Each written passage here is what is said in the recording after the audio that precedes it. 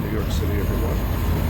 And I've decided that what I think I'm going to do is night shift, because it's all these little stories. Some of them I kind of want to review each individual story for its own merits, and then look at the book as a whole, right? Give it a rating at the end. So what I think I'm going to do is, as I read these stories, I'm going to give you my thoughts, just kind of candid.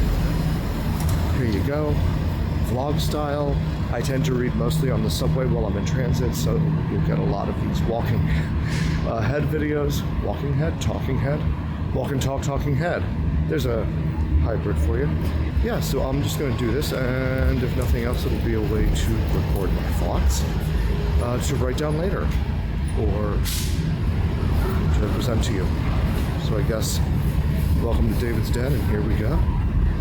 I finished the first story in Night Shift by Stephen King, a collection of short stories, and most of these stories had been published in magazines or anthologies of short stories that that were not just Stephen King but multiple authors. I think what is that there's an anthology and an omnibus. So this is an omnibus, right? I'm gonna look that up, and if I'm wrong, I'll put a little comment down below.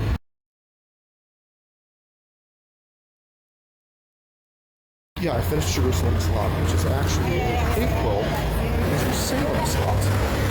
But I'm a little confused by that. It takes place about 150 years before Salem's Lot does. The town of Jerusalem's Lot is a ghost town. People in the surrounding areas are afraid to go there. No one will tell them why.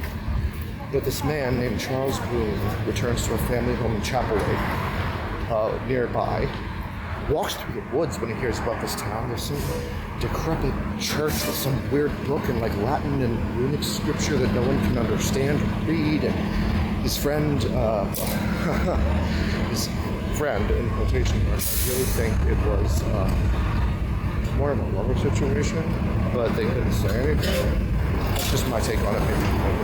But basically there's a caretaker that he calls dear friend, and the novel, the short story, is written in such a way to pass this hold on, I'm crossing the street. But the novel is written in such a way that it's epistolary. It's just like Dracula, right? Bram Stoker's novel that was inspiration for Salem's Lot. And what's really kind of cool about that is we see a first-hand account, and it's letters from Charles Boone to a friend of his about how he moved to this old house after his cousin, who he never knew, from a different branch of the family. There was a big rift in the family, like generations before. No one knows exactly why. He had an illness, a fever, and he went there to recuperate and moved into the family home. And there's all this lore about bloodlines and family lines. So, blood. There's rats in the wall. Rats. It's a thing with Stephen King. Rats. I'm telling you, they're definitely in Salem's Lot. They're in the next story, Graveyard Shift. They're in this. And because we've read Salem's Lot, we're going, these are vampires. But there's a little bit of a twist to it. And I'm going to be honest, I thought for a while that they had started worshiping vampires as gods. That's what this whole thing is about. But it's not quite true, but it is, I think. I think it really talks more about the theme in Salem's Lot, about places being haunted, right?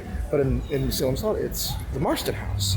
And we're dealing with things underground in the story Jerusalem's Lot. So when I looked at it, I was like, wait, okay, so this is probably in the same place as the Marston House from the novel Salem's Lot. It's not. It's the church in the center of town. So I feel like read Jerusalem's Lot as a novel or a short story rather by itself. It's a fantastic companion piece to give you a history of the town, but it really has nothing to do with the novel Salem's Lot. Thematically, it's different. In fact, I think this is more just a fun story that King was honoring the inspirations he had in Dracula to write Salem's Lot by writing the short story Jerusalem's Lot. I think it's just another story that takes place in that town.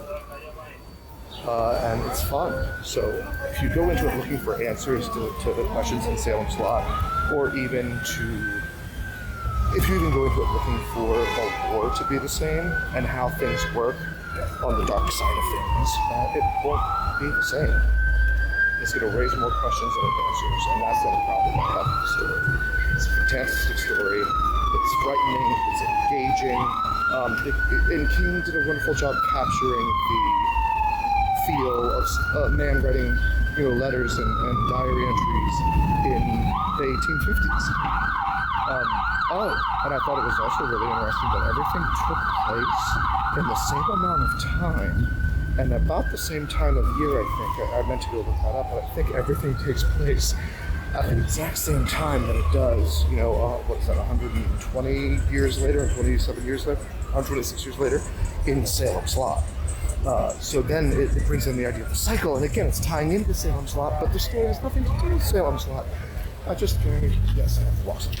So, yeah, that's my take on it. What are you doing there? That's my take. Jerusalem's Lot, and coming up next, Graveyard Shift. Graveyard Shift is the first story in this collection that has an adaptation. It's a film done in 1990. And even when I did the Canadian readathon before, and I watched some movies of this one from Night Shift, I watched this one. Welcome to Tribeca. I'm up from somebody and I want to talk to you guys about Graveyard Shift. This is a creepy one. And I think it has to do a lot with our natural instinct. However much we fight to overcome it, there's an evolutionary instinct to be afraid of or to avoid things that can make us sick or cause disease or harm. And one of those things that has caused disease and harm throughout the centuries are rats. The modern plague, anyone. So the premise of Graveyard Shift is there's this man named Hal. Hal is kind of a Hall, sorry, not Hal. They only use last names. I don't even know what his first name is. So Hal is a drifter who kind of has picked up jobs around the country. That's how he's introduced to us. And at this moment, he is in Maine, I think, Massachusetts. I should have looked up the specifics before I started talking. It's King. It's probably Maine. He has started working at what seems to be a cloth factory, some sort of textile mill, and he runs a machine on the third floor. And the boss comes up and says, hey, you want to make some extra money over the week of 4th of July when we're going to be closed? So basically, what's happening in this story is boss gets Warwick, I think his name is. Again, you should look it up. There's a lot of W names in this. And then Walensky, I think is his friend. So they go down to the basement of this old mill that hasn't been, cleaned out in decades. And they find rats, and they find more rats, and they find mutant rats. And that's all I'm going to tell you. That's all you need to know about the actual story before you read it. It's about finding rat colonies. But there's so much more to it, and I think that this is the first story I've come to that actually has a deeper theme or meaning in Night Shift. Hold on, I have to close this. So when they're telling the boss, you can't treat us this way, it's inhumane. He reminds me they're not a union mill. It turns at one point into almost a revenge story for the way that he's treating our protagonist, Hall. When really all he's doing is teasing him because he has an education. He keeps calling him college boy, so he uses his smarts, he uses his wits, his college education to kind of get back at him, knowing how rats behave. That's all I'm going to say. There's totally this running theme of workers' rights and being abused and taken advantage of for, I think at the time it was like $1.70 something an hour. He said his pay was, which was minimum wage, which I thought was okay back in the late 1970s. He literally says, but it's okay. I didn't have a wife, I didn't have a house, I was a drifter. I could live off of that, an apartment if I wanted to get one. So I'm going to examine this much more in its own video when we watch the movie. I think I'm going to do that as one video, a movie review, and then an examination more in depth of the story with some spoilers and how it lines up, because I'm really interested to see if the movie, which I actually did not watch on my last Stephen King readathon, I'm really curious to see if the movie retains these themes, or if it just goes for the shock value horror. So far, while I think I enjoyed Jerusalem's plot better, or enjoyed it better, well, I think I enjoyed Jerusalem's plot more. I think that Graveyard Shift is actually a better story. Not necessarily in the story and the plot, but I think it's more well written. There's a little more thought put into it. Although Salem's plot or Jerusalem's plot is incredibly intricate, so there was thought put into that too. So I don't want to belittle that. But in terms of looking past the plot and to a moral lesson within the story, bravo, Stephen King. Bravo.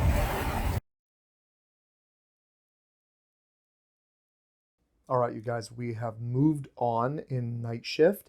While I was on the way to work yesterday, or on the way home rather, I read Night Surf. So the two stories back to back, Graveyard Shift and Night Surf. I am wondering if that's where the title comes from. But here's the deal. I want to talk about Night Surf and some things that I noticed in it, but I really want to reserve judgment because if you saw my video about why I love Stephen King and why I'm obsessed with Stephen King, you'll remember that The Stand holds a huge significance for me, and I haven't read it for, I think it was 26 years, I think it was when I did the math. So it's it's big when I get to it on the readathon. And what Night Surf seems to be, from what I remember, and I've seen the miniseries a few times, the original, I haven't seen the new one, but not for probably a good 15, maybe 20 years.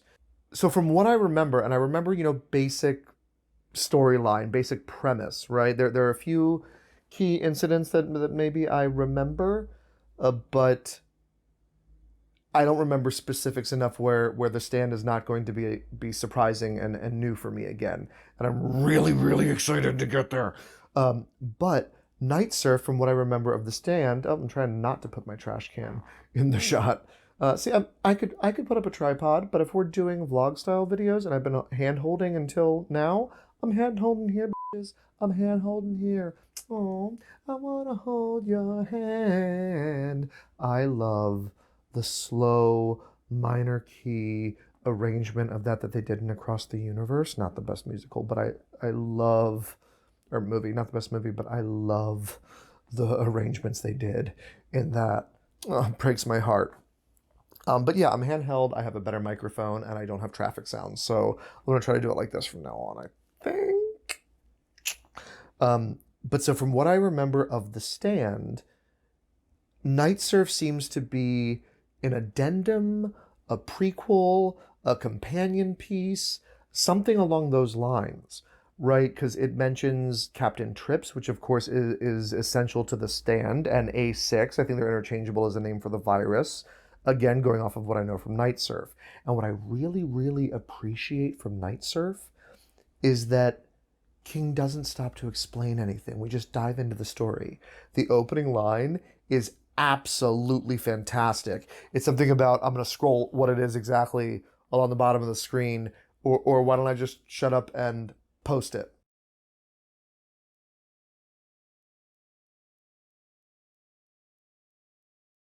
How amazing is that? Hooked immediately. One sentence in, and what the hell is going on? By the way, no spoilers. You have to read it yourself to find out what's going on with the guy they burned. So, yeah, and I'm also wondering if that guy is a tie-in to The Stand. I feel almost like it's a companion piece of, you had all these people in The Stand who went on this journey and convened in one place, and maybe these were the people who didn't have that calling. Right? What were they up to while the rest of it was going on? I think that might be how it fits into the world of The Stand. We're going to see when I get there. But going back to my point, this is why I normally write scripts. You see how I ramble when I'm trying to explain my thoughts? So, and I keep looking at my image and the other side when the camera is here, so forgive my sightlines. No, it looks like I can't even see if I'm looking at you without looking at myself, which means I can't see if I'm looking at you because I'm looking at me.